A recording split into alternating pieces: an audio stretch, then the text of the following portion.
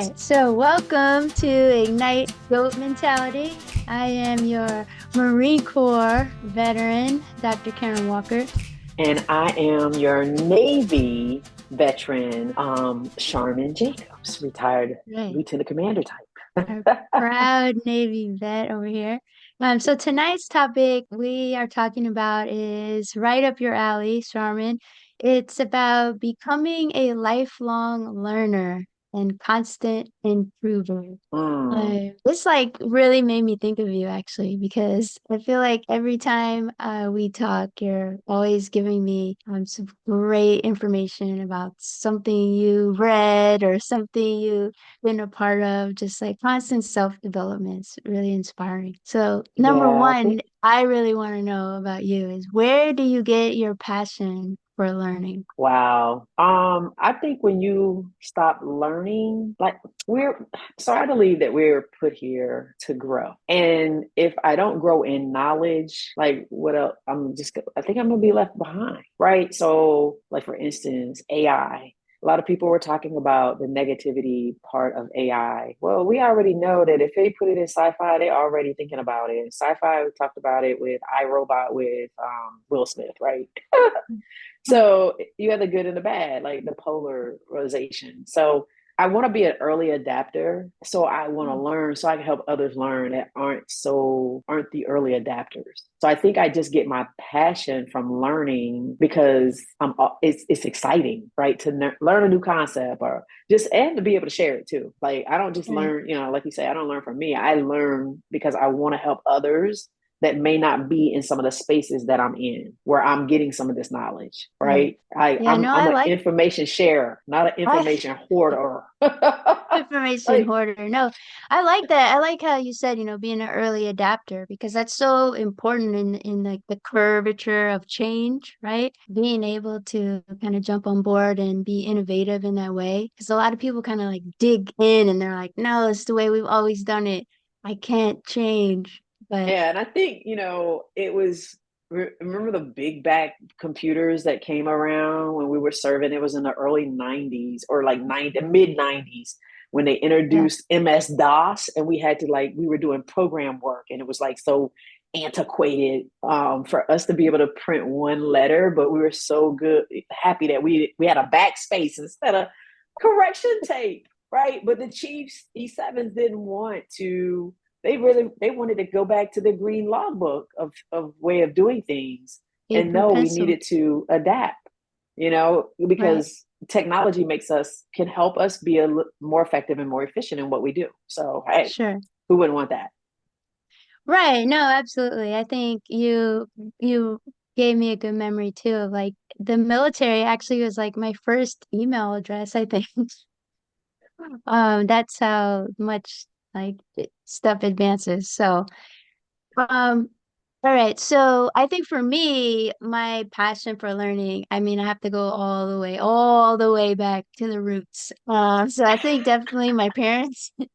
Both of them have been just like all about, learning. I think my dad, he kind of got me into like science and just like wanting to do like little experiments. And when Toys R Us did exist, he would like take us to Toys R Us and we look at all the toys, but he would always buy like these science kits and things, and we would do those together.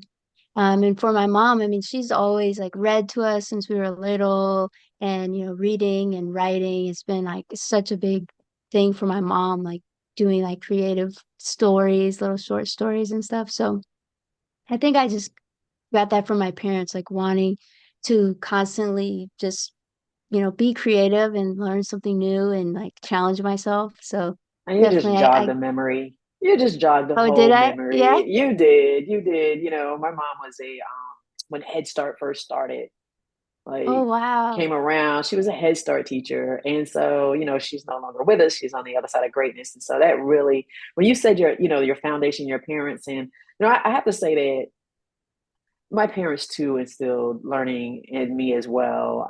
Not just, from what I stated earlier, because they always, for one, it was some of their learnings was limited, Yeah. right?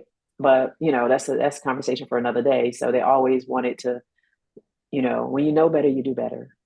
Yeah, yeah, for sure. No, I get that. I think our Yeah, parents always want like they want more for us, right? I mean, my right. mom was always like, I wanted to go to college.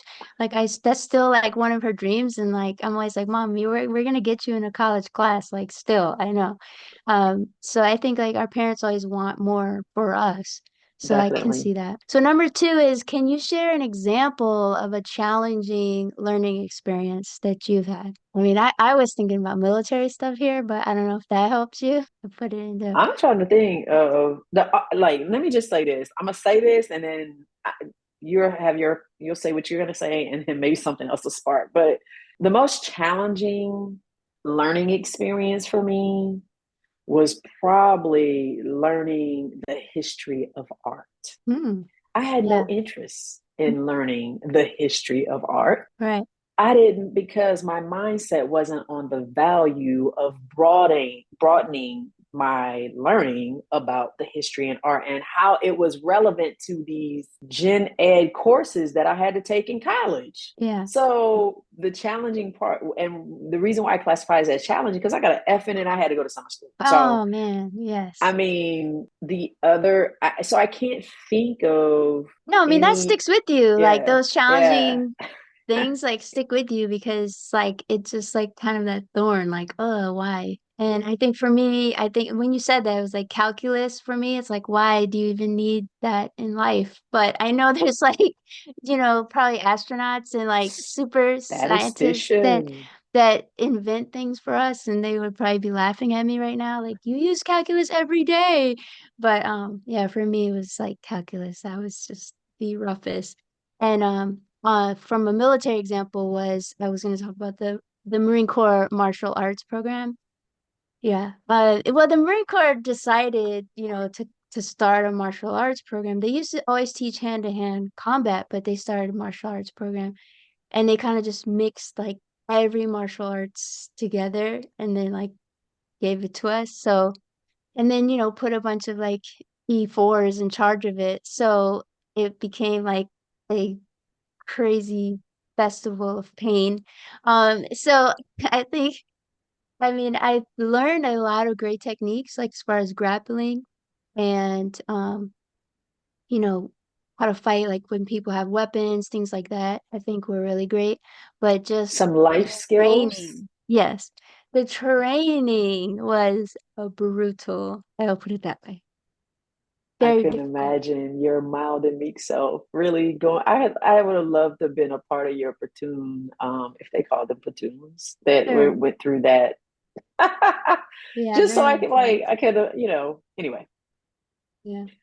So number three is, how do you stay current with industry trends and best practices? I can probably tell you that I enjoy going to conferences, Sure. especially after COVID. And I am a professional and personal development junkie. Yeah. In Yeah. that, I mean, I've already been to us. This is like the end of this is beginning of second quarter. So first quarter, I went to two conferences already, where I got poured into from from different standpoints and around um,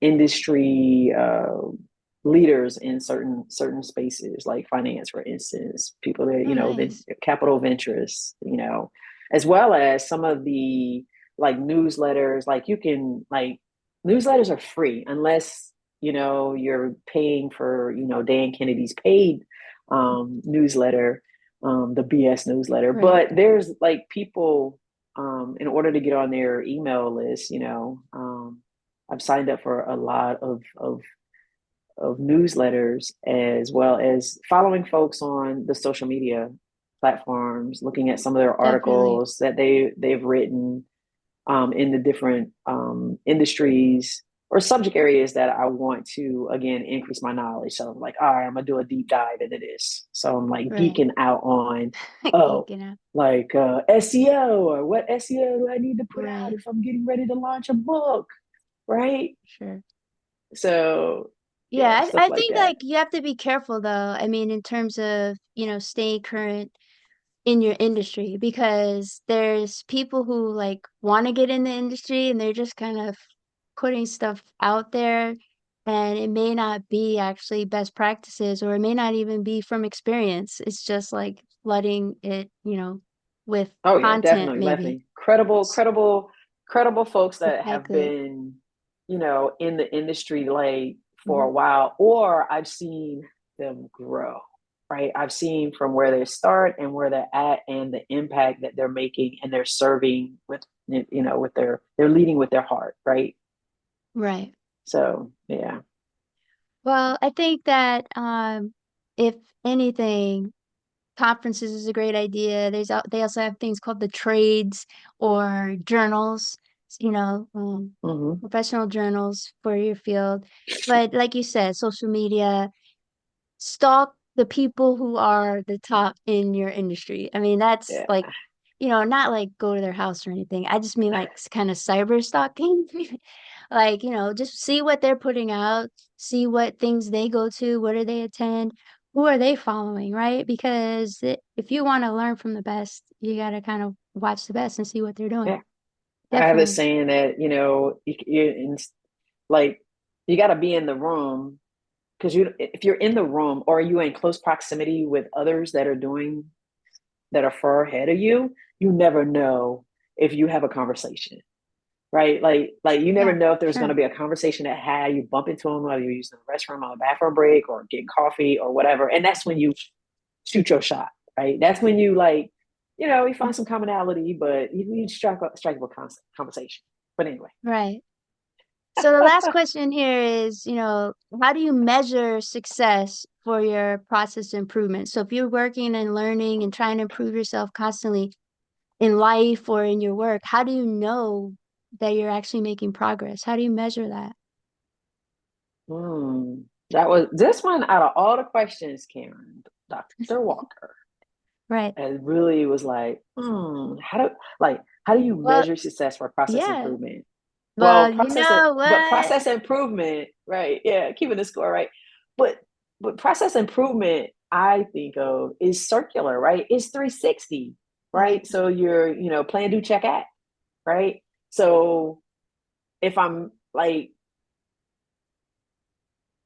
I believe It's I all it's measure success by not doing the same thing the same way, right? So if right. you implement something and it's not working and you keep it you implement it the same way and you don't pivot, then you got to pivot a little bit to say, okay, well, this didn't work this time. Like let me look at the data, or look at the data, something Right. that will get that I can glean in order to be able to pivot to not do the same thing that didn't work, right? Right. So being Be successful. willing to change. Sure. Yeah, yeah. So measuring success is for process improvement in life and in work is am I better? Am I getting better at being like, you asked me the question just before the end of the at the end of the year, what did I look forward to of being forward to in the future. And I said, I want to learn how to be the best creature that God created me to be. Nice. And so that is one,